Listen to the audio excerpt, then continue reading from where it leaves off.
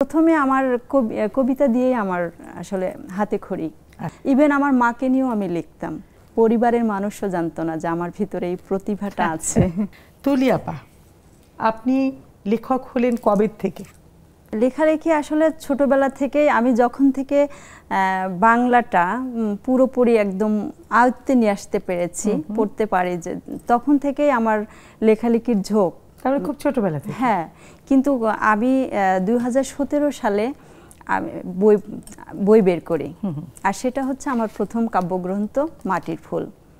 তখন থেকে সবাই জানে আমি আসলে লেখালেখি করছি। এর আগে আমি নিভৃতে লিখতাম, ডায়েরিতে লিখে লিখে জমিয়ে রাখতাম। কেউ কেউ আছে। লেখাটা কি ধরনের ছিল? ছোট গল্প বা কবিতা? না, প্রথমে আমার কবিতা দিয়েই আমার আসলে হাতে খড়ি। আচ্ছা, আমি কবিতা লিখতাম, ছোট ছোট কবিতা লিখে সেগুলো ডায়েরিতে জমিয়ে রাখতাম। বন্ধু বান্ধব যাদেরকে শোনাতাম, হ্যাঁ, ওরা পছন্দ করতো, সেই থেকেই পছন্দ করতো, লিখে যাও বলে উৎসাহ দিত। কিন্তু আমার আত্মীয় স্বজন, আমার কাছের মানুষ, পরিবারের মানুষও জানতো না যে আমার ভিতরে এই প্রতিভাটা আছে।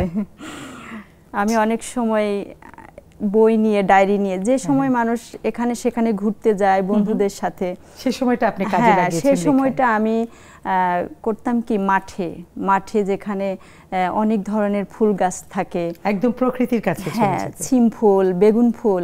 আমি 16 বছর পর্যন্ত গ্রামেই বড় হয়েছি, কিন্তু তারপরেও এই প্রকৃতির প্রকৃতির এই যে বেগুনের ফুল, ছিমের ফুল, বিভিন্ন ফসলাদির যে ফুলগুলো খুব ক্ষণস্থায়ী, হ্যাঁ, অল্প সময়ের জন্য, এই ফুলগুলো আমাকে, ওই ফুলগুলোকে নিয়ে আমি চিন্তা করতাম, এত সুন্দর রং, ছোট ছোট ফুলগুলো, ওগুলো তুলে আমি নাকে পড়তাম, কানে পড়তাম এবং চিন্তা করতাম যে আল্লাহর কি অশেষ সৃষ্টি। আসলে তাই। এই নিয়ে আমি একটা গবেষণা করতাম, এই নিয়ে লিখতাম।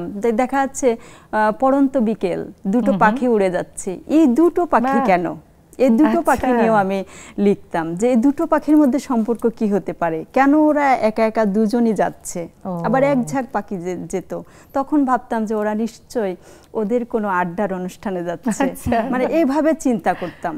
এই চিন্তাগুলো আমার আকাশের রং বদলানো, তারপরে বিভিন্ন ঋতু, তারপরে কোনো নারী যারা হচ্ছে আমার আশেপাশে, আমার থেকে অনেক বয়সী, বিয়ে হয়েছে, তাদের জীবন সম্পর্কে যখন জানতাম তারা খুব কষ্টে আছে, তাদেরকে নিয়েও আমি লিখতাম।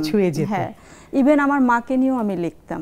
এগুলোই তো আমাদেরকে শেখায়, মানে জীবনের অনেক কিছু বুঝতে শেখায়, করতে শেখায়, এবং এই যে আপনাকে লিখতে শেখালো, ভীষণ ভালো লাগলো। আবার আসছি ফিরে।